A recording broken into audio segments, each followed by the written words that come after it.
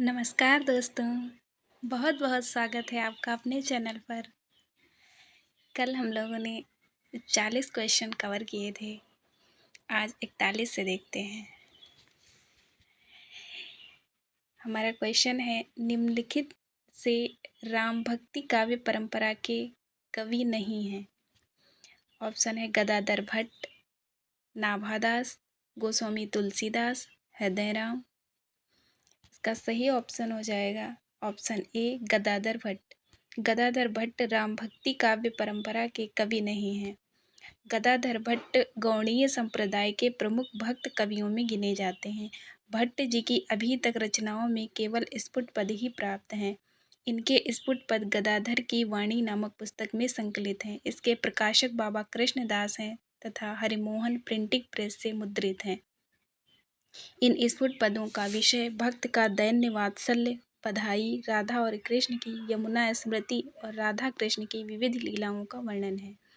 राम भक्ति काव्य परंपरा के प्रमुख कवि और उनकी रचनाएं। ये सारी रचनाएं बहुत ही इम्पॉर्टेंट हैं। कवि रचनाएं अग्रदास की, यह स्वयं को जानकी जी की सखी मानते थे।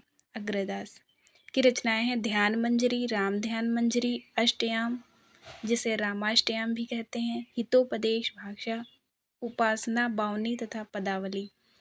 ईश्वरदास भरत मिलाप तथा अंगद पैज। तुलसीदास की रचनाएं हैं वैराग्य संदीपनी, पार्वती मंगल, जानकी मंगल, रामचरितमानस, रामलला नहशु, गीतावली, दोहावली, कृष्ण गीतावली, रामाज्ञा प्रश्नावली, बरवय रामायण, विनय पत्रिका तथा कवितावली आदि। कृपा निवास की रचना है कृपा निवास पदावली। लाल दास की रचना है अवध विलास। हृदय राम की रचना है हनुमान नाटक। प्राणचंद चौहान की रचना है रामायण महानाटक। रायमल पांडे की रचना है हनुमान चरित्र। नरहरि बारहट की रचना है पौरुषेय रामायण। रीवा नरेश महाराज विश्वनाथ सिंह की रचना है आनंद रघुनंदन। नाभादास की रचना है भक्तमाल, अष्टयाम तथा राम भक्ति संबंधी स्फुट पद। अगला क्वेश्चन है, सलाम कहानी संग्रह के लेखक कौन है? मोहनदास नैमिषारय, जयप्रकाश करदम, ओम प्रकाश वाल्मीकि, अरविंद राही। इसका सही आंसर होगा ऑप्शन सी, ओम प्रकाश वाल्मीकि। ओम प्रकाश वाल्मीकि का कहानी संग्रह सलाम दलित जीवन का आईना है। इसी कहानी संग्रह में कुल 14 कहानियां हैं। सलाम, बिरम की बहू, 25 नौ चौका 150 इस संग्रह की चर्चित कहानियां हैं। सभी कहानियों में उपेक्षित और वंचित दलित जीवन के विविध पक्षों को प्रस्तुत किया गया है। कहानी संग्रह की पहली कहानी सलाम उस सामंती सोच और व्यवस्था के खिलाफ है जो बरसों से चली आ रही है। वाल्मीकि जी का मानना था कि एक दलित ही दलित की पीड़ा को समझ सकता है। कवि, कथाकार, विचारक के तौर पर वाल्मीकि जी ने पीड़ित समुदाय की विसंगतियों पर भी मुखरता से लिखा है ताकि समाज में सामंजस्यपूर्ण और गुणात्मक परिवर्तन किया जा सके। उन्होंने साहित्य का नया सौंदर्य शास्त्र गढ़ा। दलित जीवन की एक कहानियाँ हमारे समाज की तस्वीर हैं जिसे समाज अनदेखा करता आया है। वाल्मीकि जी के साहित्य में प्रश्नवाचकता है जो साहित्य और समाज दोनों के लिए आवश्यक है। अगला क्वेश्चन है, किस्सा और दृष्टि को जोड़ने वाला तत्व उपन्यास में चरित्र सृष्टि है, किसका कथन है? महावीर प्रसाद द्विवेदी, प्रेमचंद, शिवनंदन सहाय, रामस्वरूप चतुर्वेदी। का सही ऑप्शन ऑप्शन डी है। रामस्वरूप चतुर्वेदी हिंदी साहित्य के उन समीक्षकों में थे जो मुख्यतः भाषा के सृजनात्मकता को केंद्र में रखकर समीक्षा कर्म में प्रवृत्त हुए थे। चतुर्वेदी जी की आरंभिक समीक्षापरक निबंध 1950 में प्रकाशित हुआ।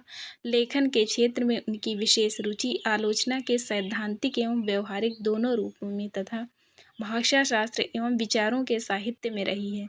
इन विषयों से संबंधित अनेक पुस्तकों की रचना उन्होंने की है। जबकि आचार्य महावीर प्रसाद द्विवेदी हिंदी साहित्य में एक नवीन युग के प्रवर्तक थे जिसे उनके नाम पर द्विवेदी युग की संज्ञा दी गई है। सरस्वती पत्रिका का संपादन करते हुए उन्होंने हिंदी की महान सेवा की और हिंदी को अनेक नए कवि तथा निबंधकार प्रदान किए। ब्रजभाषा के स्थान पर खड़ी बोली हिंदी को काव्य भाषा के रूप में प्रतिष्ठित करने का श्रेय श्री द्विवेदी जी को प्राप्त है। शिवनंदन सहाय ने भारतेंदु हरिश्चंद्र की जीवनी लिखा। इस जीवनी में भारतेंदु के जीवन की पूर्णता दृष्टिगोचर होती है। इसकी भाषा की सरसता एवं रोचकता ने इसे सफल जीवनी साहित्य का रूप प्रदान किया। शिवनंदन सहाय द्वारा लिखित दूसरी जीवनी गोस्वामी तुलसीदास सन 1916 ईस्वी है। यह जीवनी 2 खंडों में विभक्त है। प्रेमचंद हिंदी के युग प्रवर्तक रचनाकार हैं। उनकी रचनाओं में तत्कालीन इतिहास बोलता है। वे सर्वप्रथम उपन्यासकार थे जिन्होंने उपन्यास साहित्य को तिलस्मी और अय्यारी से बाहर निकालकर उसे वास्तविक भूमि पर खड़ा किया। प्रेमचंद की रचनाओं में जनसाधारण की भावनाओं, परिस्थितियों और उनकी समस्याओं का मार्मिक चित्रण किया। अगला क्वेश्चन है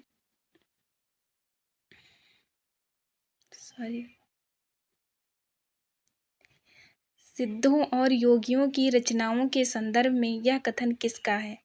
उनकी रचनाओं का जीवन की स्वाभाविक सरणियों, अनुभूतियों और दशाओं से कोई संबंध नहीं है। वे सांप्रदायिक शिक्षा मात्र हैं, अतः शुद्ध साहित्य की कोटि में नहीं आ सकती। ऑप्शन है रामचंद्र शुक्ल, धीरेन्द्र वर्मा, डॉक्टर राम कुमार वर्मा, डॉक्टर नगेंद्र। इसका सही ऑप्शन ए आचार्य रामचंद्र शुक्ल है। आचार्य रामचंद्र शुक्ल के अन्य कथन भी जो कि बहुत ही महत्वपूर्ण है। सिद्धों की उद्धृत रचनाओं की भाषा देश भाषा मिश्रित अपभ्रंश या पुरानी हिंदी की काव्य भाषा है। सिद्धों के सरह सबसे पुराने अर्थात विक्रम संवत 690 के हैं। सरह का दूसरा नाम सरहपाद भी है। सरहपा। सिद्धों और योगियों के संबंध में आध्यात्मिक रंग के चश्मे आजकल बहुत सस्ते हो गए हैं। उन्हें चढ़ाकर जैसे कुछ लोगों के गीत गोविंद के पदों को आध्यात्मिक संकेत बताया है, वैसे ही विद्यापति के इन पदों को भी विद्यापति के संबंध में जनता को चाहे जो प्रभाव पड़ा हो, पर उक्त गद्दी के भक्त शिष्यों ने सुंदर सुंदर पदों द्वारा जो मनोहर प्रेम संगीत धारा बहाई, उसने मुरझाते हुए हिंदू जीवन को सरस और प्रफुल्लित किया। वल्लभाचार्य जी के लिए ये सब आचार्य रामचंद्र शुक्ल जी के कथन हैं विभिन्न विभिन्न विद्वानों के बारे में। हम निसंकोच कह सकते हैं कि यह एक कवि ही हिंदी को प्रौढ़ साहित्यिक भाषा सिद्ध करने के लिए काफ़ी है। तुलसीदास के लिए जायसी का विरह वर्णन हिंदी साहित्य में एक अद्वितीय वस्तु है। जायसी ग्रंथावली के लिए अगला क्वेश्चन है वे ध्वनियाँ जिनके उच्चारण में स्वर तंत्रियों के निकट आ जाने से उनके बीच निकलती हवा से उनमें कंपन होता है, कहलाती हैं नासिक्य ध्वनि, काकल्य स्पर्शी ध्वनि, घोष ध्वनि, महाप्राण ध्वनि। इसका सही ऑप्शन बी काकल्य स्पर्शी ध्वनि। जिन ध्वनियों का उच्चारण करते समय हमारी श्वास वायु किसी न किसी मुख अवयव से टकराती है, उस अवयव को व्यंजन का उच्चारण स्थान कहा जाता है। मुख के ऐसे स्थल हैं कंठ, मूर्धा, तालु, वत्स, दांत, होंठ। इन्हीं के आधार पर व्यंजनों का वर्गीकरण किया जाता है। काकल्य अलिजिह्वा स्वरयंत्र, ह कंठ गले से, क ख ग घ अंगा, ये सारे कंठ से निकलते हैं। फिर तालव्य जो तालु से निकलती हैं ध्वनियाँ, च छ ज झ ञ य और श। फिर मूर्धन्य मूर्धा से जो ध्वनियाँ निकलती हैं ट ठ ड ढ ढ र तथा श। दंत दांतों से जो ध्वनियाँ निकलती हैं वो है त थ द ध न ल। वट से तथा स वर्त से। ओष्ठ है दोनों होठों से पा फा बा भा मा। फिर दंतोष्ठ है निचले होंठ और ऊपर के दांतों से। स्वरों के उच्चारण स्थल अ कंठ से, इ तालव्य से, उ ओष्ठ से, मूर्धन्य री, ए कंठ तालव्य, ओ कंठोष्ठ है। जबकि नासिक ध्वनि जिन व्यंजनों का उच्चारण करते समय मुख अवयव वायु को रोकते हैं, परंतु वायु पूरी तरह मुख से निकलकर नाक से भी निकलती है, उन्हें नासिक ध्वनि कहते हैं, जैसे अंगा, ङ, ण, न, म आदि। महाप्राण व्यंजनों के उच्चारण में हकार जैसी ध्वनि विशेष रूप से रहती हैं तथा श्वास अधिक मात्रा में निकलती है। प्रत्येक वर्ग का दूसरा और चौथा वर्ण तथा समस्त ऊष्म वर्ण महाप्राण है, जैसे ख घ छ झ ठ ढ थ ध फ भ और श श स ह आदि। घोष ध्वनि, सघोष। वर्गीय व्यंजनों का तीसरा, चौथा और पांचवा व्यंजन ग, घ, अंगा, ज, झ, ञ, ड, ढ, ण, द, ध, न, ब, भ, म सभी शब्द घोष वर्ण होते हैं। अगला क्वेश्चन है, कौन सी रचना श्रीधर पाठक की नहीं है? जगत सच्चाई सार, कश्मीर सुषमा, भारत गीत, गंगावतरण। इसका सही ऑप्शन डी गंगावतरण श्रीधर पाठक की रचना नहीं बल्कि जगन्नाथ दास रत्नाकर की रचना है। श्रीधर पाठक तथा जगन्नाथ दास रत्नाकर की प्रमुख रचनाएं हैं। ये आप लोग देख लीजिएगा, वैसे इम्पोर्टेंट है। अगला क्वेश्चन है, डॉक्टर राम कुमार वर्मा रचित गद्य गीत कौन सा है? ऑप्शन भग्नदूत, मौक्तिकमाल, हिमहास, अंतररागिनी।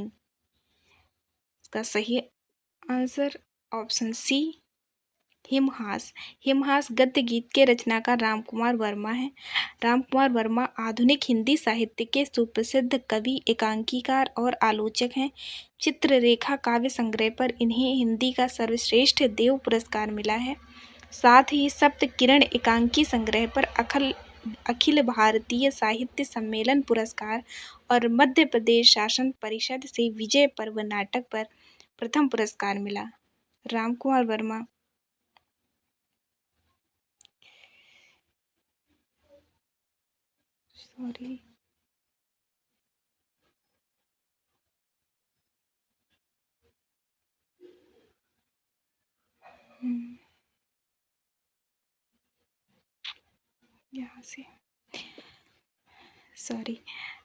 राम कुमार वर्मा रूसी सरकार के विशेष आमंत्रण पर मॉस्को विश्वविद्यालय के अंतर्गत 1 वर्ष का शिक्षा कार्य भी किए।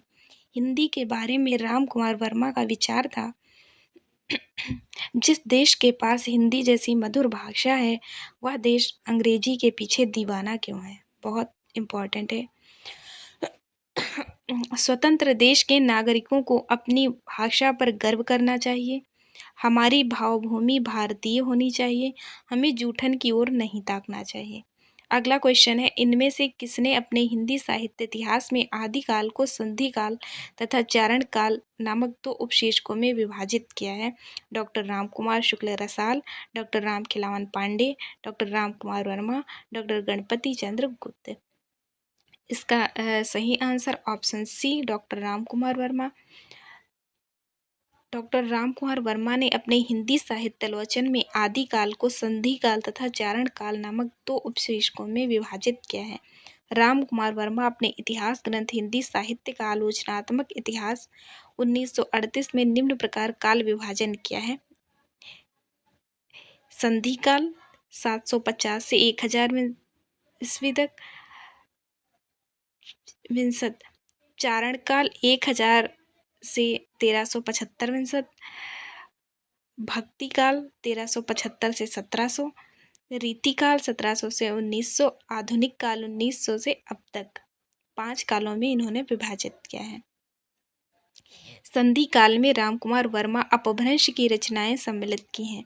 शुक्ल जी ने नामकरण रचना की प्रवृत्ति के आधार पर किया, जबकि रामकुमार वर्मा ने रचना के आधार पर किया।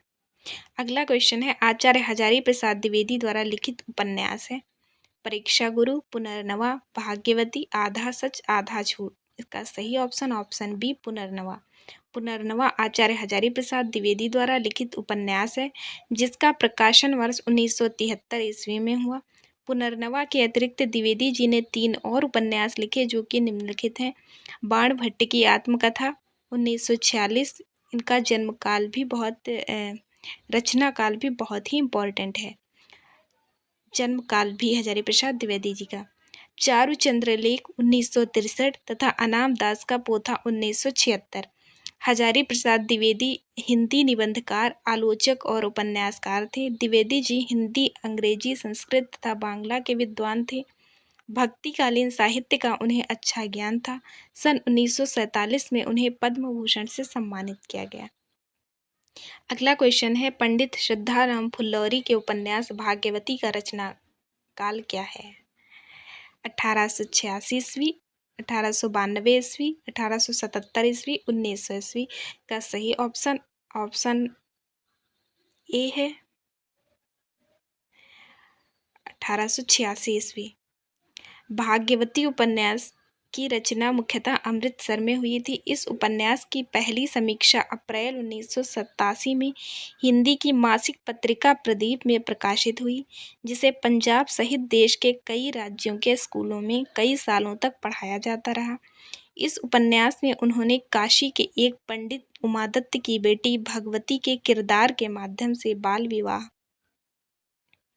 पर जबरदस्त चोट की साथ ही साथ भारतीय स्त्री की दशा और उसके अधिकारों को लेकर क्रांतिकारी विचार प्रस्तुत किए। परीक्षा गुरु हिंदी का प्रथम उपन्यास तथा जिसकी रचना भारतेंदु युग के प्रसिद्ध नाटककार लाला श्रीनिवास दास ने 25 नवंबर 1982 को की थी। यह उपन्यास 1877 में लिखा गया तथा 1886-87 में प्रकाशित हुआ। ये चीज भी ध्यान दीजिएगा। अगला क्वेश्चन है, निम्नलिखित में एक शब्द योग रूढ़ी कोटि का है। रेलगाड़ी, रसोई घर, डाकखाना, जलज। इसका सही ऑप्शन डी जलज शब्द योग रूढ़ी कोटि का है। योग रूढ़ उन शब्दों को कहा जाता है जो यौगिक तो हैं किंतु सामान्य अर्थ को न प्रकट कर किसी विशेष अर्थ को प्रकट करते हैं, योग रूढ़ शब्द कहलाते हैं। जैसे जलज, दशानन आदि।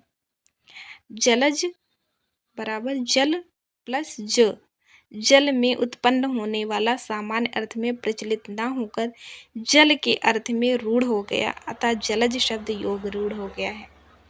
योग रूढ़ शब्दों का निर्माण दो या दो से अधिक अवयवों, शब्दों या शब्द खंडों द्वारा होता है। ये शब्द किसी विशेष अर्थ के वाचक होते हैं। योग रूढ़ का शब्दार्थ इस प्रकार किया जा सकता है, योग प्लस रूढ़। योग का अर्थ एक से अधिक अवयवों द्वारा निर्मित यौगिक के समान होना है, जबकि रूढ़ का अर्थ किसी विशिष्ट अर्थ का वाचक रूढ़ होता है। अगला क्वेश्चन है, निम्नलिखित में से सही युग्म का चयन कीजिए। 420%, चंदन महाशय, डॉक्टर मंगला, यशपाल, रांगे राघव, कृष्णचंद्र, उपेंद्रनाथ अश्क।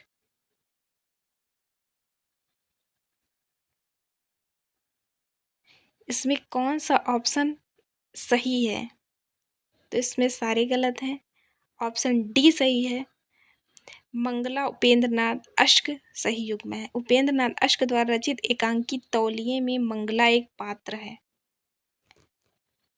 मंगला के अतिरिक्त बसंत, चिंती, मधु एवं सुरो एकांकी में पात्र हैं। उपन्यास अश्क उपेंद्रनाथ अश्क उर्दू एवं हिंदी के प्रसिद्ध कथाकार एवं उपन्यासकार थे। ये अपनी पुस्तक स्वयं ही प्रकाशित करते थे। इनकी प्रमुख रचनाएं हैं विधा और रचनाएं। विधा है उपन्यास गिरती दीवारें, शहर में घूमता आईना, गर्मराग, सितारों के खेल आदि। ये जो उपन्यास हैं इनका प्रकाशन वर्ष भी बहुत इम्पोर्टेंट है। बाकी का हम प्रकाशन वर्ष छोड़ सकते हैं, लेकिन ये रचनाएं याद होनी चाहिए, लेकिन उपन्यास का प्रकाशन वर्ष भी हमें याद होना चाहिए। कहानी संग्रह हैं इनके 70 श्रेष्ठ कहानियाँ, जुदाई की शाम के गीत, काले साहब, पिंजरा आदि। नाटक है लौटता हुआ दिन, बड़े खिलाड़ी, जय पराजय, स्वर्ग की झलक, भंवर, अंजो दीदी। नाटक का प्रकाशन वर्ष भी बहुत इम्पोर्टेंट है। एकांकी संग्रह अंधी गली, मुखड़ा बदल गया, चरवाहे, पर्दा उठाओ पर्दा गिराओ, तौलिए, चिलमन आदि। काव्य हैं एक दिन आकाश ने कहा, प्रातः प्रदीप, दीप जलेगा, बरगद की बेटी, उर्मिया आदि।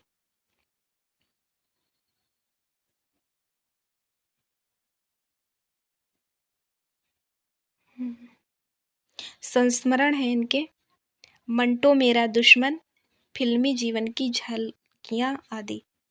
आलोचना अन्वेषण की सहयात्रा, हिंदी कहानी एक अंतरंग परिचय। अगला क्वेश्चन है, हिंदी काव्यधारा के संग्रहकर्ता साहित्यकार का नाम क्या है? महामहोपाध्याय हरप्रसाद शास्त्री, महापंडित राहुल सांकृत्यायन, डॉक्टर शहीदुल्लाह, डॉक्टर प्रबोध चंद्र बागची। इसका सही ऑप्शन बी महापंडित राहुल सांकृत्यायन। राहुल सांकृत्यायन, जिन्हें महापंडित की उपाधि दी जाती है, हिंदी के एक प्रमुख साहित्यकार थे। वे एक प्रतिष्ठित भाषाविद थे और 20वीं सदी के पूर्वार्ध में उन्होंने यात्रा वृत्तांत, यात्रा साहित्य तथा विश्व दर्शन के क्षेत्र में साहित्यिक योगदान के वह हिंदी यात्रा साहित्य के पितामह कहे जाते हैं।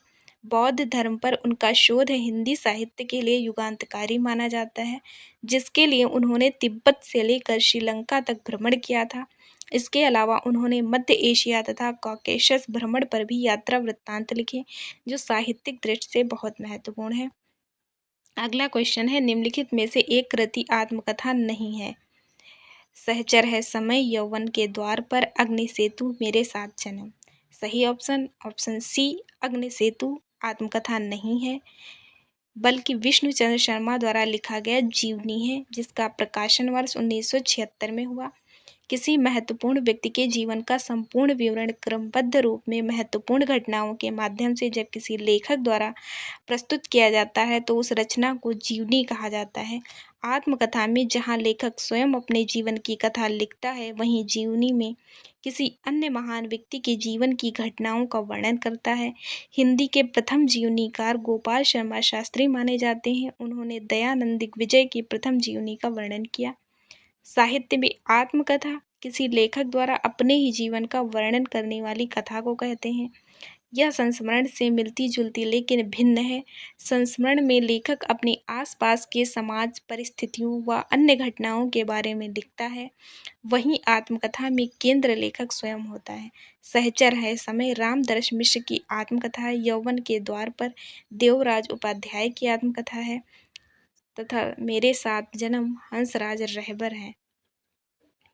अगला क्वेश्चन है, बिहारी का गागर में सागर भरने का जो गुण इतना प्रसिद्ध है, वह बहुत कुछ रूढ़ी की स्थापना से ही संभव हुआ है। यह कथन किस लेखक का है?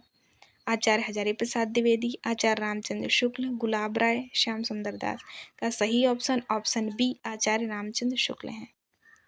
आचार्य रामचंद्र शुक्ल द्वारा बिहारी के बारे में कहे गए अन्य कथन, जिस कवि में कल्पना की समाहार शक्ति के साथ भाषा की समाहार शक्ति जितनी अधिक होती है, उतनी ही वह मुक्तक की रचना में सफल होगा। बिहारी की भाषा चलती होने पर भी साहित्यिक है। कविता उनकी श्रृंगारी है, पर प्रेम की उच्च भूमि पर नहीं पहुंचती, नीचे ही रह जाती है। श्रृंगार रस के ग्रंथों में जितनी ख्याति और जितना मान बिहारी सतसई का हुआ, उतना और किसी का नहीं। इसका एक एक दोहा हिंदी साहित्य में एक एक रत्न माना जाता है। प्रेम की पीर या इश्क का दर्द इनके एक एक वाक्य में भरा पाया जाता है। ये सारे आचार्य रामचंद्र शुक्ल के कथन हैं भिन्न भिन्न विद्वानों के बारे में। अगला क्वेश्चन है, ऋण जल धन जल किस विधा की रचना है? उपन्यास, रिपोर्टाज, संस्मरण, डायरी। का सही ऑप्शन बी, रिपोर्टाज। ऋण जल धन जल फणीश्वर नाथ रेणु के रिपोर्टाज की पहली प्रकाशित पुस्तक है। रेणु जी की यह कृति ऋण जल धन जल कई दृष्टियों से ऐतिहासिक महत्व रखती है। पहली मुख्य बात की बाढ़ और सूखे की दो अभूतपूर्व घटनाओं का यह ऐतिहासिक दस्तावेज है, और दूसरी कि इसके प्रकाशन की पूरी रूपरेखा तय करने के साथ साथ इसका नामकरण तक उन्होंने स्वयं किया था। रेणु जी के जीवन काल में यह पुस्तक प्रकाशित नहीं हो सकी, उनके मरणोपरांत प्रकाशित हुई। अगला क्वेश्चन है, मधुमालती किसकी रचना है? जायसी, मंझन, कुतुबन, नंददास। सही ऑप्शन बी, मंझन। मधुमालती भारतीय सूफी कविता है जो 1545 में पीर सैयद मंझन सत्तारी राजगिरी द्वारा लिखी गई थी। यह 16वीं शताब्दी की कविता भारत की इस्लामिक परंपरा में सूफी साहित्य का एक उत्कृष्ट उदाहरण है। मधुमालती में मनोहर नाम के एक राजकुमार तथा सुंदर राजकुमारी मधुमालती का रहस्यमयी प्रेम प्रसंग है। भाग्य उन्हें अलग करता है और उन्हें पुनर्मिलन और सुख का अनुभव करने से पहले पीड़ा, रोमांच और परिवर्तन सहना पड़ता है। यह कविता एक अद्भुत प्रेम कहानी और रहस्यमयी प्रतीकात्मकता से भरा एक पाठ है, जो दो प्रेमियों की कहानी के माध्यम से आत्मज्ञान की राह पर आध्यात्मिक कदमों के बारे में बताता है। कविता मूल रूप से पश्चिमी हिंदी बोली में लिखी गई है। अगला क्वेश्चन है, निर्मला जैन की कृति कथा समय में तीन हमसफर कौन है? कृष्णा सोबती, मन्नू भंडारी, उषा प्रेमवदा। या उषा प्रेमवदा मधु कांकरिया अनामिका, या मन्नू भंडारी सूर्यबाला नासिरा शर्मा, या कृष्णा सोबती सूर्यबाला मेहरुनिसा परवेज। इसका सही ऑप्शन ए कृष्णा सोबती, मन्नू भंडारी, उषा प्रेमवदा। निर्मला जैन की कृति कथा समय में 3 हमसफर हैं।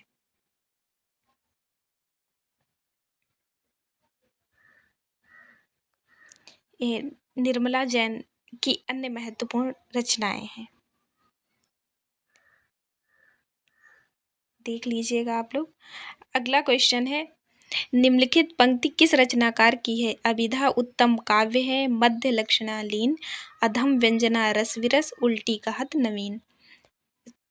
चिंतामणि, केशवदास, पद्माकर, देव का सही ऑप्शन ऑप्शन डी देव। यह पंक्ति कवि देव ने शब्द शक्तियों की विशेषताओं के संबंध में कही है। अभिधा लक्षणा आदि शब्द शक्तियों का निरूपण हिंदी के रीति ग्रंथों में प्रायः कुछ भी नहीं हुआ। इस दृष्टि से देव का कथन है, अभिधा उत्तम काव्य है, मध्य लक्षणा लीन, अधम व्यंजना रस विरस, उल्टी कहत नवीन।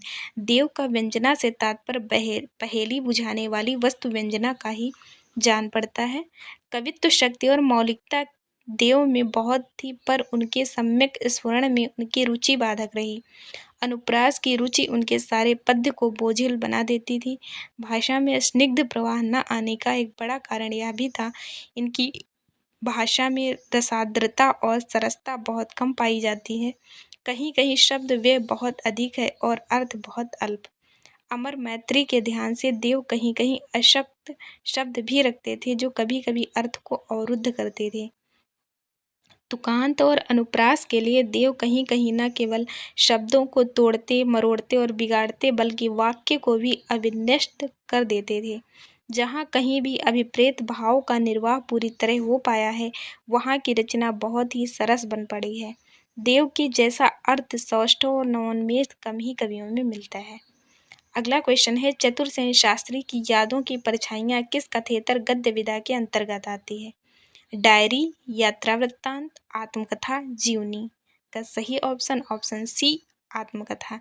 चतुरसेन शास्त्री की यादों की परछाइयाँ आत्मकथा गद्य विधा के अंतर्गत आती है। यादों की परछाइयाँ का प्रकाशन वर्ष 1956 में हुआ। अन्य गद्य विधाओं की भांति आत्मकथा नामक साहित्य विधा का भी आगमन पश्चिम से हुआ। वहीं से विस्तारित होकर हिंदी साहित्य में प्रमुख विधा बन गई। नामवर सिंह ने अपने एक व्याख्यान में कहा था कि अपना लेने पर कोई चीज़ पराई नहीं रह जाती, बल्कि अपनी हो जाती है। हिंदी आत्मकथाकारों ने यही किया। हिंदी साहित्य में बनारसी दास जैन कृत अर्ध कथानक को हिंदी की पहली आत्मकथा माना जाता है। इसकी रचना सन 1941 में हुई थी। आचार्य रामचंद्र शुक्ल ने इसे निर्विवाद रूप से हिंदी साहित्य में आत्मकथा की विधा की पहली किताब मानते हुए इसका महत्व स्वीकार किया है। जयशंकर प्रसाद की ब्रजभाषा में लिखी कविताओं का संग्रह किस नाम से प्रकाशित है? प्रेम पथिक, महाराणा का महत्व, चित्राधार, करुणालय। इसका सही option option C चित्राधार। Jaishankar Prasad की ब्रजभाषा में लिखी कविताओं का संग्रह चित्राधार नाम से प्रकाशित है। कालक्रम के अनुसार चित्राधार प्रसाद का प्रथम संग्रह है। इसका प्रथम संस्करण 1918 ईस्वी में हुआ। इसमें कविता, कहानी, नाटक, निबंध सभी का संकलन था और ब्रजभाषा एवं खड़ी बोली दोनों थी। लगभग 10 वर्ष बाद वर्ष 1928 में जब इसका दूसरा संस्करण आया, तब इसमें चित्राधार ब्रजभाषा की रचनाएं ही रखी गईं। साथ ही इसमें प्रसाद की आरंभिक कथाएं भी संकलित हैं। चित्राधार की कविताओं को 2 भागों में विभक्त किया जा सकता है। एक खंड उन व्याख्यान कविताओं अथवा काव्यों का है जिनमें प्रबंधात्मकता है। अयोध्या का उद्धार, वन मिलन और प्रेम राज्य 3 कथा काव्य इसमें संग्रहित हैं। प्रसाद जी की मुख्य रचनाएं कामायनी महाकाव्य कवि प्रसाद की अक्षय कीर्ति का स्तंभ है। भाषा, शैली और विषय तीनों ही दृष्टि से यह विश्व साहित्य का अद्वितीय ग्रंथ है। कामायनी में प्रसाद जी ने प्रतीकात्मकता पात्रों के द्वारा मानव के मनोवैज्ञानिक विकास को प्रस्तुत किया है। आंसू कवि के मर्मस्पर्शी वियोग परक उद्गारों का प्रस्तुतिकरण है। लहर मुक्तक रचनाओं का संग्रह है। झरना में प्रसाद जी की छायावादी शैली में रचित कविताएं संग्रहित हैं। अगला क्वेश्चन है संघ की राजभाषा हिंदी और लिपि देवनागरी होगी, यह संविधान के किस अनुच्छेद में उद्धृत है? अनुच्छेद 343, अनुच्छेद 348, अनुच्छेद 346, अनुच्छेद 347 का सही ऑप्शन ऑप्शन ए अनुच्छेद 343।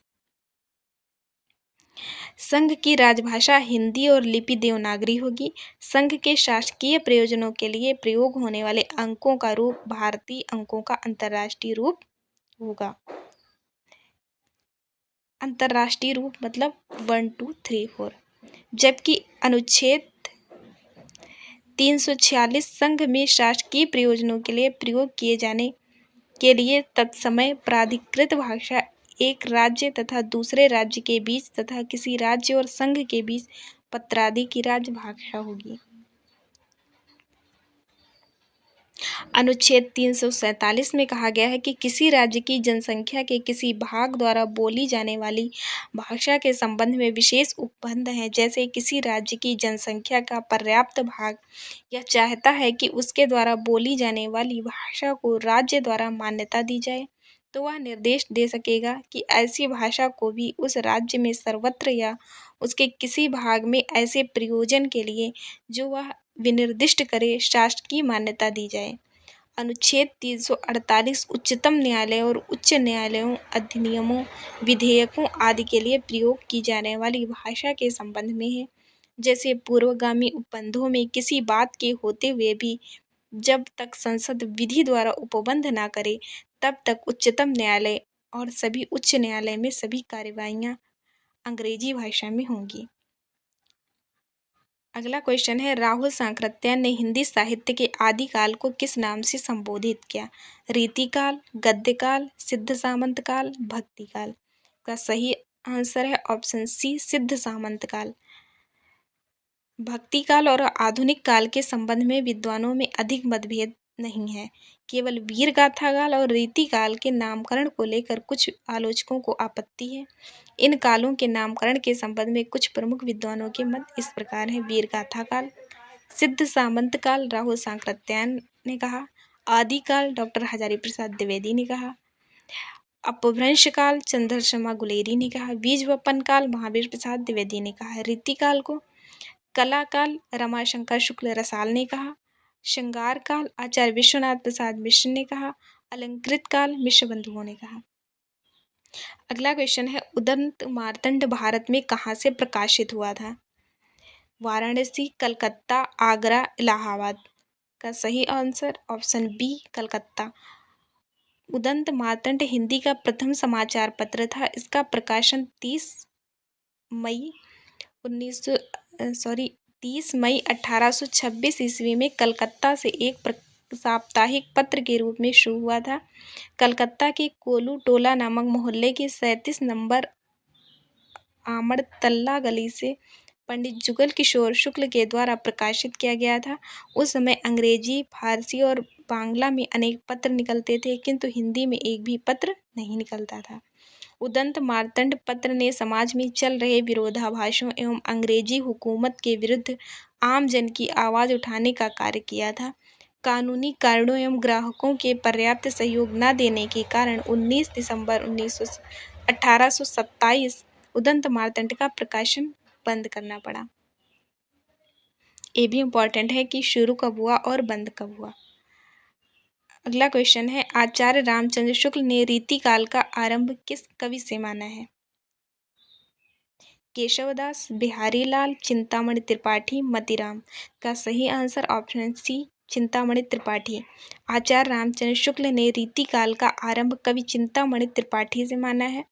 चिंतामणि त्रिपाठी तिकमापुर कानपुर के रहने वाले 4 भाई थे। चिंतामणि, भूषण, मतीराम और जटाशंकर चारों भाई कवि थे, जिनमें प्रथम 3 तो हिंदी साहित्य में बहुत यशस्वी हुए। चिंतामणि का कवि कल्पतरु नामक ग्रंथ संवत 1700 के आसपास माना जाता है।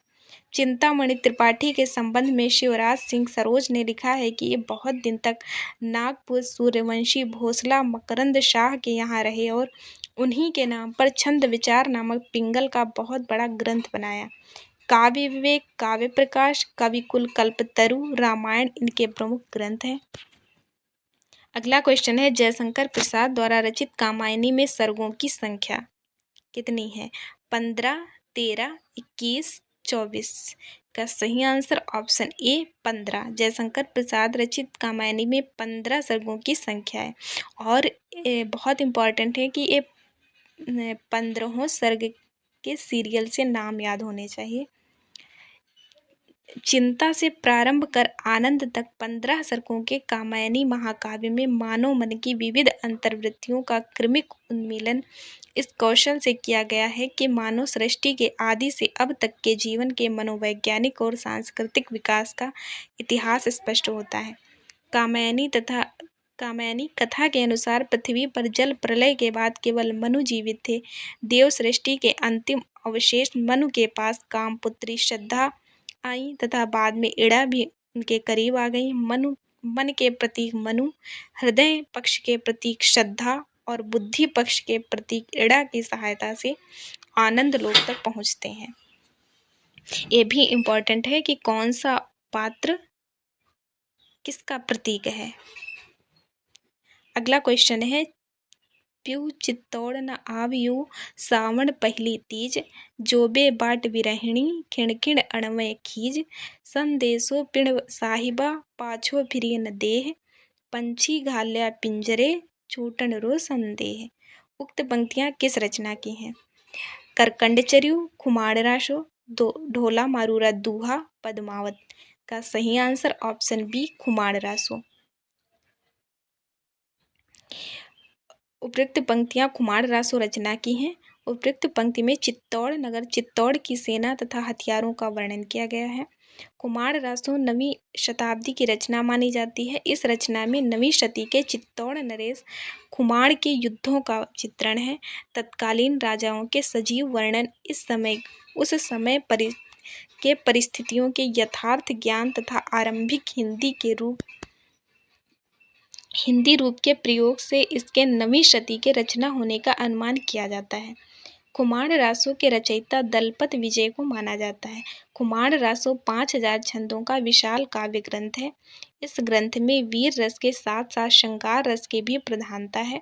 इसमें दोहा, सवैया, कवित्त आदि छंद प्रयुक्त हुए हैं तथा इसकी भाषा राजस्थानी हिंदी है। अगला क्वेश्चन है राहुल सांकृत्यायन खड़ी बोली नाम किसने दिया? राहुल सांकृत्यायन खड़ी बोली को नाम दिया यानी क्या नाम दिया है? हिंदुस्तानी, खड़ी बोली, कौरवी, मानक हिंदी। इसका सही आंसर ऑप्शन सी कौरवी बोली। राहुल सांकृत्यायन खड़ी बोली को कौरवी बोली का नाम दिया है। राहुल सांकृत्यायन खड़ी बोली नाम का प्रयोग दूसरे अर्थ में किया है। इस अर्थ में कौरवी नाम का भी प्रयोग होता है। यह क्षेत्र पुराना कुरु जनपद है। इसी आधार पर राहुल सांकृत्यायन ने इस बोली का कौरवी नाम दिया था। खड़ी बोली मूलतः खरी बोली है जिसका अर्थ होता है शुद्ध। लोगों ने इस बोली का साहित्य में प्रयोग करते समय जब अरबी फारसी शब्दों को निकालकर इसे शुद्ध रूप में प्रयुक्त करने का प्रयत्न किया जो इसे खरी बोली कहा गया, जो बाद में खड़ी बोली हो गया। खड़ी का अर्थ होता है जो खड़ी हो अर्थात पड़ी का उल्टा। पुरानी ब्रज अवधि आदि खड़ी बोलियां थीं अर्थात आधुनिक काल की मानक भाषा नहीं बन सकी। इसके विपरीत यह बोली आवश्यकता के अनुरूप खड़ी हो गई अर्थात खड़ी बोली कहलाई। अगला क्वेश्चन है जिहाद कहानी के लेखक हैं शेखर जोशी, अमरकांत, ज्ञानरंजन, गोविंद मिश्र। उत्तर है जिहाद कहानी के लेखक मुंशी प्रेमचंद हैं, जबकि विकल्प में प्रेमचंद का नाम नहीं है। अतः पूछा गया प्रश्न सही नहीं है। तो आप लोग देख लीजिएगा कि जिहाद कहानी के लेखक मुंशी प्रेमचंद जी हैं। और ये रचनाएं हैं शेखर जोशी की, अमरकांत की, ज्ञानरंजन की, गोविंद मिश्र की। आप लोग देख लीजिएगा। अगला क्वेश्चन है चर्यापद के रचयिता हैं सरहपा, शबरपा, लुइप्पा, कुकुरिप्पा। का सही आंसर ऑप्शन बी शबरपा। चर्यापद के रचयिता शबर्पा हैं। चर्यापद 8वीं से 12वीं शताब्दी के बीच सहेजिया बौद्ध सिद्धों द्वारा रचित गीत पद है, जो सर्वाधिक प्राचीन बांग्ला साहित्य के उदाहरण हैं। इन पदों की भाषा असमिया और उड़िया से भी बहुत मिलती है। सहेजिया बौद्ध धर्म की उत्पत्ति महायान से हुई, अतएव यह स्वाभाविक है कि महायान बौद्ध धर्म की कुछ विशेषताएं इसमें पाई जाती हैं। चर्यापद में संग्रहित पदों की रचना कुछ ऐसे रहस्यात्मक ढंग से की गई है और कुछ ऐसी भाषा का सहारा लिया गया है कि उसके बिना बिना उसके मर्म को समझे इन पदों का अर्थ समझना कठिन है। अगला क्वेश्चन है, ऑल इंडिया रेडियो को गौरवान्वित करने वाले निम्नलिखित साहित्यकारों में से एक नाम अशुद्ध है। सूर्यकांत त्रिपाठी निराला, सुमित्रानंदन पंत, भागवती चरण वर्मा, अज्ञेय। सही answer option A Suryakant Tripathi Nirala. Nirala ji की कविताओं का वाचन ऑल इंडिया रेडियो में किया गया था, परंतु Nirala ji all India radio में कभी काम नहीं किए। ऑल इंडिया रेडियो में अपना योगदान देने वाले साहित्यकार हैं सुमित्रानंदन पंत, पूरा नहीं पढ़ते हैं, भागवती चरण वर्मा, अज्ञेय जी, जगदीश चंद्र माथुर, सर्वेश्वर दयाल सक्सेना, रघुवीर सहाय। इनके नाम ज़्यादा इम्पोर्टेंट हैं कि कौन कौन इसमें शामिल था। अगला क्वेश्चन है, कविता मेरे लिए कोई भावुकता की हाय हाय ना होकर यथार्थ के प्रति एक प्रौढ़ प्रतिक्रिया की मार्मिक अभिव्यक्ति है। उक्त कथन किसका है? कुंवर नारायण, अरुण कमल, रघुवीर सहाय, राजकमल चौधरी। का सही आंसर ऑप्शन ए कुंवर नारायण। कविता के संदर्भ में उपयुक्त कथन कुंवर नारायण ने कहा है। ये नई कविता आंदोलन के सशक्त स्तंभ माने जाते हैं। अरुण कमल आधुनिक हिंदी साहित्य में समकालीन दौर के प्रगतिशील विचारधारा संपन्न अकाव्यात्मक शैली के प्रसिद्ध कवि हैं। रघुवीर सहाय दूसरे शतक के प्रसिद्ध कवि हैं। इनकी कविता के बारे में कहा गया है, विचार वस्तु का कविता में खून की तरह दौड़ते रहना कविता को जीवन और शक्ति देता है, और यह तभी संभव है जब हमारी कविता की जड़ यथार्थ में हो। राजकमल चौधरी हिंदी और मैथिली के प्रसिद्ध कवि और कहानीकार थे। 1963 में जगदीश चतुर्वेदी के संपादन में 14 कवियों का काव्य संग्रह प्रारंभ शीर्षक से प्रकाशित हुआ था। राजकमल चौधरी ने कविता के संदर्भ में कहा है, कविता अपनी सीमा और सुविधा के अनुसार आदमी को राजनीतिक और आर्थिक ढांचे के व्यूह तोड़ने में मदद करती है। रचनाकार और रचनाएं कुंवर नारायण के काव्य संग्रह हैं, इम्पॉर्टेंट हैं प्रकाशन वर्ष के साथ। चक्रव्यूह 1956, परिवेश हम तुम 1961, आमने सामने 1979, कोई दूसरा नहीं 1993, इन दिनों 2002। प्रबंध काव्य हैं, आत्मजयी 1965, बाजेश्वा के बहाने 2008, रघुवीर सहाय की रचनाएं हैं, सीढ़ियों पर धूप में 1960, आत्महत्या के विरुद्ध 1967, हंसो हंसो जल्दी हंसो 1975, लोग भूल गए हैं 1982, कुछ पते कुछ चिट्ठियां 1989, एक समय था 1994। अरुण कमल काव्य संग्रह अपनी केवल धार 1980, सबूत 1989, नए इलाके में 1996, पुतली में संसार 2004, मैं ओ शंख महाशंख 2013। राजकमल चौधरी काव्य संग्रह है, कंकावती, मुक्ति प्रसंग हिंदी में रचित, स्वर्गंधा मैथिली में रचित। पंचवटी प्रसंग किस कवि की रचना है? रामकुमार वर्मा, निराला, मैथिली शरण गुप्त, शिवमंगल सिंह सुमन। सही आंसर ऑप्शन बी निराला। पंचवटी प्रसंग कवि निराला की रचना है। निराला द्वारा रचित पंचवटी प्रसंग नामक एक लंबी कविता है, जिसे हिंदी का पहला काव्य नाटक भी कहा जाता है, जो विषय वस्तु एवं शिल्प की दृष्टि से भी महत्वपूर्ण है। जबकि मैथिली शरण गुप्त द्वारा लिखित पंचवटी एक खंड काव्य है, जिसका प्रकाशन सन 1925 ईस्वी में हुआ था, जिसमें कवि द्वारा पंचवटी के प्राकृतिक सौंदर्य का सजीव चित्रण किया गया है। अगला क्वेश्चन है, आचार्य रामचंद्र शुक्ल हिंदी का पहला मौलिक नाटक किसे मानते हैं? कलिराज की सभा, रेल का विकट खेल, वैदिक की हिंसा हिंसा न भवति, अद्भुत अपूर्व स्वप्न। इसका सही आंसर ऑप्शन सी आचार्य रामचंद्र शुक्ल हिंदी का पहला मौलिक नाटक वैदिकी हिंसा हिंसा न भवति को मानते हैं। प्रहसन श्रेणी के इस नाटक में पशुबलि प्रथा का विरोध किया गया है। भारतेंदु हरिश्चंद्र के अन्य मौलिक तथा अनूदित नाटकों का विवरण ये दिया हुआ है। ये मौलिक और अनूदित प्रकाशन वर्ष के साथ याद कर लेना बहुत इम्पोर्टेंट है। अगला क्वेश्चन है, काव्य हेतु प्रतिभा के लिए किस आचार्य ने शब्द शक्ति का प्रयोग किया है? भामह, दंडी, रुद्रट, मम्मट।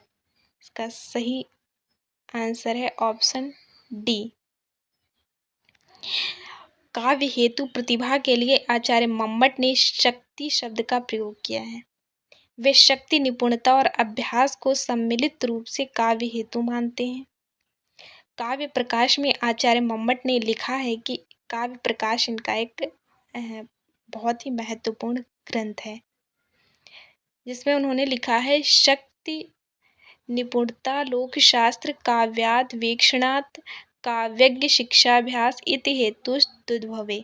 अर्थात शक्ति, कवित्व का बीज रूप संस्कार, लोक व्यवहार, शास्त्र तथा काव्य आदि के अनुशीलन और ज्ञान से उत्पन्न योग्यता एवं शिक्षा द्वारा प्राप्त अभ्यास ही काव्य के हेतु हैं।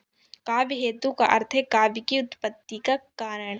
गुलाब राय के अनुसार हेतु का अभिप्राय उन साधनों से है जो कवि की काव्य रचना में सहायक होते हैं। सामान्य शब्दों में काव्य हेतु का अर्थ है काव्य की रचना के कौन से हेतु कारण उपादान है। सीधा सा हेतु का मतलब कारण से है। अगला क्वेश्चन है, रसवंत कवितन को रस ज्यों अखरान के ऊपर हैं छलकें उक्त पंक्ति किस कवि द्वारा रचित है? केशवदास, कुलपति मिश्र, मतिराम, चिंतामणि। इसका सही answer option D Chintamani. Chintamani Tripathi Hindi के रीतिकाल के कवि हैं। उनके संबंध में शिव सिंह सरोज ने लिखा है, ये बहुत दिन तक नागपुर के सूर्यवंशी भोंसला मकरंद शाह के यहाँ रहे और उन्हीं के नाम पर छंद विचार नामक पिंगल का बहुत बड़ा ग्रंथ काव्य बनाया तथा काव्य विवेक, कविकुल, कल्पतरु, काव्य प्रकाश एवं रामायण ग्रंथ इन्होंने लिखा।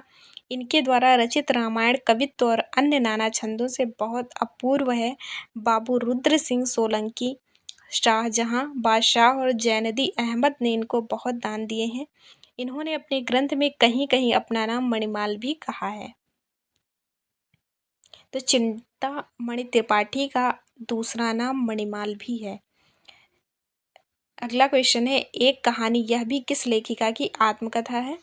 प्रभा खेतान, मन्नू भंडारी, मृदुला गर्ग, मैत्रेयी, पुष्पा। का सही answer option B Mannu Bhandari.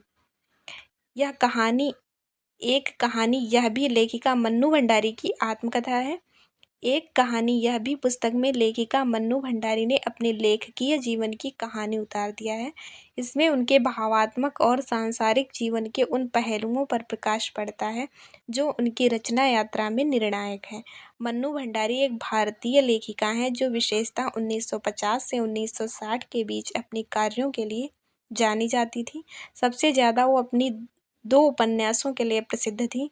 पहला आपका बंटी, जिसका प्रकाशन वर्ष 1971 तथा दूसरा महाभोज जो 1979 में प्रकाशित हुआ। नई कहानी अभियान और हिंदी साहित्यिक अभियान के समय में लेखक निर्मल वर्मा, राजेंद्र यादव, भीष्म साहनी, कमलेश्वर आदि ने इन्हें अभियान की सबसे प्रसिद्ध लेखिका बताया है। अगला क्वेश्चन है, निराला की साहित्य साधना के लेखक हैं रामविलास शर्मा, दूधनाथ सिंह, राहुल सांकृत्यायन, अमृत राय। का सही आंसर है ऑप्शन ए रामविलास शर्मा। निराला की साहित्य साधना के लेखक रामविलास शर्मा हैं। हिंदी के विख्यात साहित्यकार रामविलास शर्मा द्वारा रचित निराला की साहित्य साधना एक जीवनी है, जिसके लिए उन्हें सन 1970 में साहित्य अकादमी पुरस्कार से सम्मानित किया गया। इस जीवनी का प्रकाशन सन 1969 में हुआ था। निराला की साहित्य साधना 3 खंडों में लिखी गई है। इसके द्वितीय खंड की भूमिका में रामविलास शर्मा लिखते हैं, साहित्यकार के व्यक्तित्व का श्रेष्ठ निदर्शन उसका कृतित्व है। पहला खंड उसकी भूमिका मात्र है। इसके अतिरिक्त इसके तीसरे खंड में निराला के पात्रों पत्रों का संग्रह किया गया है। तो निराला की साहित्य साधना जो जीवनी है वह 3 खंडों में विभाजित है।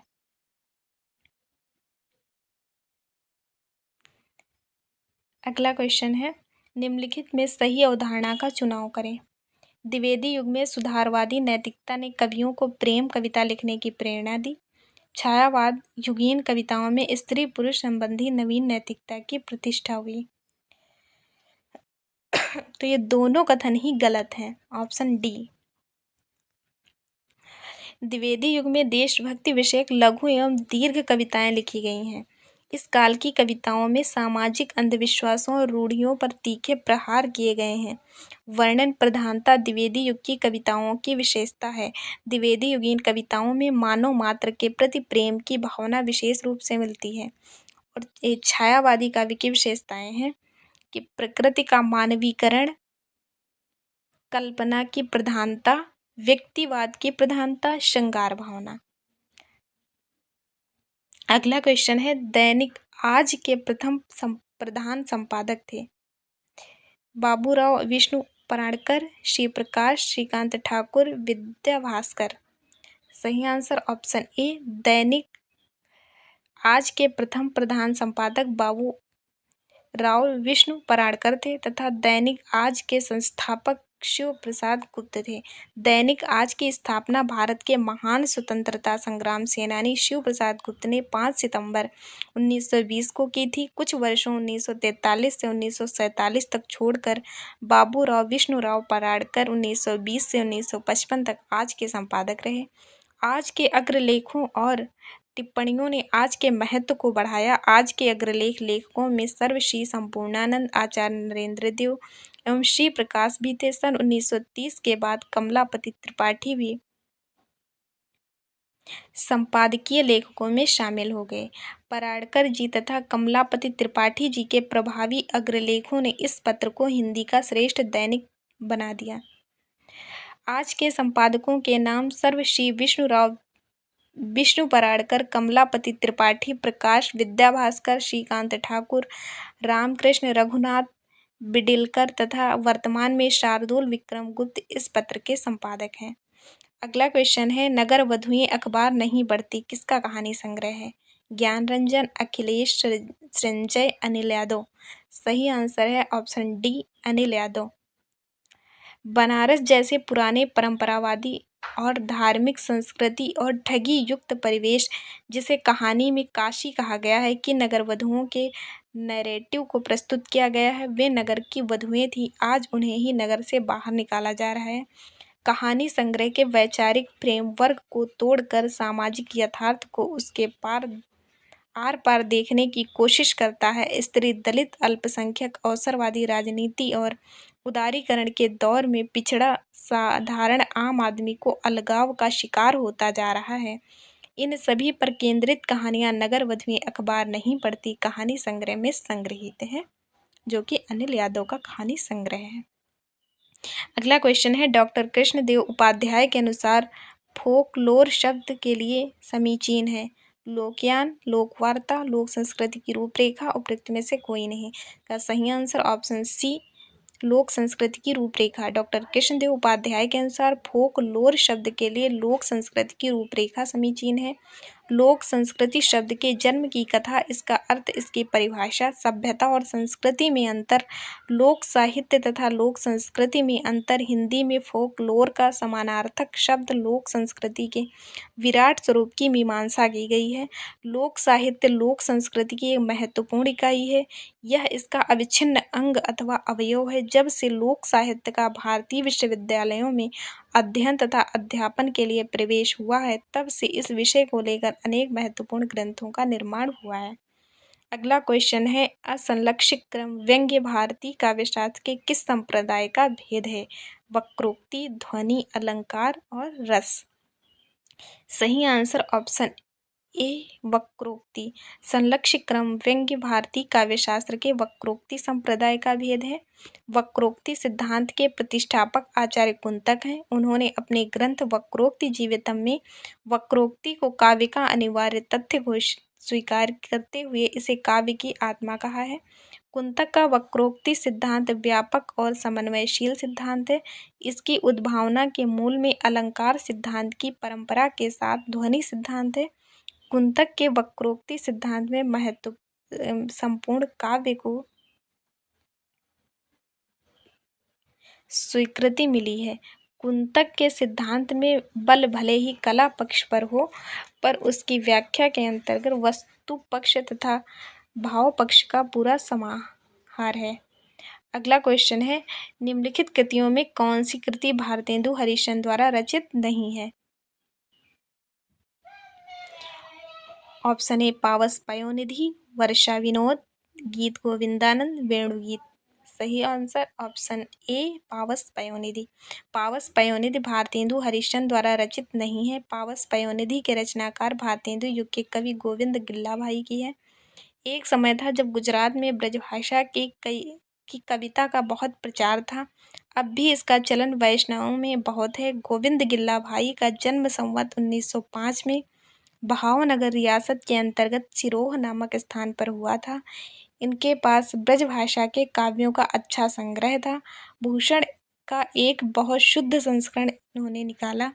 ब्रजभाषा की कविता इनकी बहुत सुंदर और पुराने कवियों के टक्कर की होती थी। इन्होंने बहुत सी काव्य की पुस्तकें लिखी हैं, जिनमें से कुछ के नाम हैं नीति विनोद, श्रृंगार सरोजनी, खड ऋतु, पावस पयोनिधि, समस्या पूर्ति, प्रदीप, वक्रोक्ति विनोद, श्लेष चंद्रिका, प्रारब्ध पचासा, प्रवीण सागर आदि। अगला क्वेश्चन है, महिला रचनाकार की कृतियां अपनी संवेदनशीलता, तार्किकता और तेवर में बेहद पठनीय होते हुए भी आलोचना के ठंडेपन की शिकार हैं। उक्त कथन किसका है? मृणाल पांडे, अनामिका, ममता कालिया, प्रभा केतान। सही answer option B Anamika.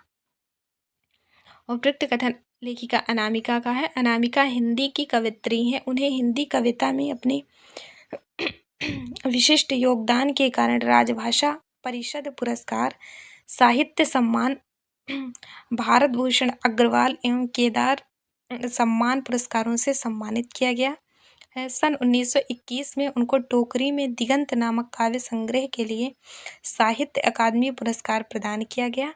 Mrinal Pandey Bharat की एक पत्रकार, लेखिका एवं भारतीय टेलीविजन की जानी मानी हस्ती हैं। अगस्त 2009 तक वे हिंदी दैनिक हिंदुस्तान की संपादिका थीं। वे हिंदुस्तान टाइम्स के हिंदी प्रकाशन समूह की सदस्य भी हैं। इसके अतिरिक्त वो लोकसभा चैनल के साप्ताहिक साक्षात्कार कार्यक्रम बातों बातों में का संचालन भी करती हैं। ममता कालिया एक प्रमुख भारतीय लेखिका हैं। वे कहानी, नाटक, उपन्यास, निबंध, कविता और पत्रकारिता अर्थात साहित्य की लगभग सभी विधाओं में हस्तक्षेप रखती हैं। हिंदी कहानी के परिदृश्य पर उनकी उपस्थिति 7वें दशक से निरंतर बनी हुई है। लगभग आधी सदी के कालखंड में उन्होंने 200 से अधिक कहानियों की रचना की है। डॉक्टर प्रभा केतान प्रतिष्ठित उपन्यासकार, कवयित्री तथा नारीवादी चिंतक एवं समाज सेविका थीं। उन्हें कलकत्ता चैम्बर ऑफ कॉमर्स की एकमात्र महिला अध्यक्ष होने का गौरव प्राप्त है। वे केंद्रीय हिंदी संस्थान की सदस्य थीं। अगला क्वेश्चन है, कलि कुलिस जीव निस्तार हित वाल्मीकि तुलसी भयो उक्ति किस कवि द्वारा रचित है? नरिहर बारहट, ईश्वरदास, अग्रदास, नाभादास। सही आंसर ऑप्शन डी उपयुक्त पंक्ति नाभादास द्वारा रचित है। पंक्ति का भावार्थ है, कलिकाल के कुटिल जीवों के उद्धार के लिए वाल्मीकि जी तुलसीदास जी के रूप में प्रकट हुए। भक्ति काल के कवियों में स्वामी अग्रदास के शिष्य नाभादास का विशिष्ट स्थान है। अंतः साक्ष्य के अभाव में इनकी तथा मृत्यु की तिथियां अनिश्चित हैं। इसके प्रसिद्ध ग्रंथ भक्तमाल की टीका प्रियादास जी ने संवत 1769 में 100 वर्ष बाद लिखी थी। इस आधार पर नाभादास का समय 17वीं शताब्दी के मध्य और उत्तरार्ध के बीच माना जाता है। नाभादास जी की 3 प्रमुख कृतियां उपलब्ध हैं, भक्तमाल, अष्टयाम तथा राम भक्ति संबंधी स्फुट पद आदि। अगला क्वेश्चन है, निम्नलिखित में कंठ ध्वनि है द, भ, छ, क। सही आंसर है ऑप्शन डी क कंठ ध्वनि है। भाषा की मूल इकाई को ध्वनि कहते हैं तथा ध्वनि का ही प्रतीक रूप वर्ण है। अन्य भाषाओं की भांति हिंदी की भाषा के भी अपने वर्ण हैं। हिंदी में वर्णों की संख्या 52 है तथा मूल संख्या 44 है। हिंदी के संपूर्ण वर्गों को 2 भागों में बांटा गया है, स्वर वर्ण और व्यंजन वर्ण। ये चार्ट आप लोग देख लीजिएगा। अगला क्वेश्चन है, चक्करदार चोरी उपन्यास के लेखक कौन है? देवकीनंदन खत्री, गोपाल राम गहमरी, लज्जाराम शर्मा, बांकेलाल चतुर्वेदी। का सही आंसर है ऑप्शन बी, गोपाल राम गहमरी। चक्करदार चोरी उपन्यास के लेखक गोपाल राम गहमरी हैं। गोपाल राम गहमरी हिंदी के महान सेवक, उपन्यासकार तथा पत्रकार थे। उन्होंने 38 वर्ष तक बिना किसी सहयोग के जासूस नामक पत्रिका निकालते रहे। 200 से अधिक उपन्यास लिखे, सैकड़ों कहानियों के अनुवाद किए, यहाँ तक कि रविंद्रनाथ ठाकुर की चित्रांगदा काव्य का भी पहली बार हिंदी अनुवाद गहमरी जी द्वारा किया गया। गहमरी जी द्वारा रचित प्रमुख उपन्यास अद्भुत लाश, बेकसूर की फांसी, सरकटी लाश, डबल जासूस, भयंकर चोरी, खूनी की खोज तथा गुप्त भेद इनके प्रमुख जासूसी उपन्यास हैं। कुमार पाल प्रतिबोध किसकी रचना है? नेक्स्ट क्वेश्चन है, कुमार पाल प्रतिबोध किसकी रचना है? सोमप्रभ सूरी, हेमचंद्र सूरी, सारंगधर, मीरतुंग। सही answer option A, Somprabh Suri. Kumar Pal Pratibodh Somprabh Suri की प्रमुख रचना है, जो कि 13वीं शताब्दी में लिखा गया। कुमार पाल प्रतिबोध गद्य पद्य में संस्कृत प्राकृत काव्य है। हेमचंद्र द्वारा जैन धर्म संबंधी जो उपदेश कुमार पाल को दिए गए थे, उन्हीं का संग्रह सोमप्रभ सूरी ने कुमार पाल प्रतिबोध ग्रंथ में किया है। इस ग्रंथ में प्राकृत के बीच बीच में अपभ्रंश का भी प्रयोग है, जबकि कुमार पाल चरित हेमचंद्र सूरी की रचना है। लगभग 1089 से 1173 ईस्वी के बीच इस ग्रंथ की रचना हेमचंद्र सूरी द्वारा किया गया। 20 सर्गों में विभाजित इस ग्रंथ से गुजरात के चालुक्य वंशीय शासकों के विस्तृत इतिहास की जानकारी मिलती है। 20 सर्गों में प्रथम 12 सर्ग संस्कृत भाषा एवं अंतिम 60 सर्ग प्राकृत भाषा में लिखे गए हैं। इस ग्रंथ को द्वैश्रय भी कहा जाता है। हेमचंद्र सूरी श्वेतांबर परंपरा के एक महान जैन दार्शनिक तथा आचार्य थे। ये न्याय, व्याकरण, साहित्य सिद्धांत, संस्कृत, प्राकृत, अपभ्रंश एवं योग आदि विषयों के प्रखर विद्वान थे। हेमचंद्र राजा सिद्धराज जयसिंह के सभा कवि थे। इनके अद्वितीय ज्ञान एवं बहुमुखी प्रतिभा के कारण इन्हें कलिकाल सर्वज्ञ की उपाधि से अलंकृत किया गया था। त्रिशक्ति श्लाका, पुरुषचरित एवं वीतराग शोध इनकी प्रमुख रचना है। अगला और लास्ट क्वेश्चन है हमारा, उपनिवेश में स्त्री की लेखिका कौन है? प्रभा खेतान, नासिरा शर्मा, क्षमा शर्मा, ममता कालिया। सही answer option A, Prabha Khaitan. उपनिवेश में स्त्री की लेखिका प्रभा खेतान है। उपनिवेश में स्त्री जीवन के 2 पक्षों के बारे में है, एक स्त्री का, दूसरा उपनिवेश का है। न इस उपनिवेश को समझना आसान है और ना ही स्त्री को। अगर यह उपनिवेश वही होता जिसमें 20वीं सदी के मध्य में कई देशों और सभ्यताओं से मुक्ति पाई थी, तो शायद इसे राजनीतिक और आर्थिक स्वतंत्रता की संरचना करार दे सकते थे। यदि यह उपनिवेश वही होता जिसमें लड़ने के लिए राष्ट्रवादी क्रांतियां की गई थी, तो शायद इसके खिलाफ उपनिवेशवाद विरोधी प्रत्यय की रचना आसानी से कर सकते थे। यह तो अंतर्राष्ट्रीय वित्तीय पूंजी, पितृसत्ता, इतरलिंगी यौन चुनाव और पुरुष वर्चस्व की ज्ञान मीमांसा का उपनिवेश है, जिसकी सीमाएं मनोजगत से व्यवहार जगत तक तथा राजसत्ता से परिवार तक फैली हुई है। तो इस तरह आज हमारा एक सेट कंप्लीट हुआ। 90 क्वेश्चन थे जिसमें। इसी तरह दूसरे दिन हम दूसरा सेट स्टार्ट करेंगे, जैसा आप लोग कमेंट करेंगे। बहुत बहुत धन्यवाद सबको इतना समय देने के लिए, हमें सुनने के लिए। प्लीज़ वीडियो को लाइक कीजिएगा, कमेंट कीजिएगा और चैनल को सब्सक्राइब कीजिएगा। अपना सुझाव हम तक ज़रूर पहुंचाने की कृपा कीजिएगा। बहुत बहुत धन्यवाद।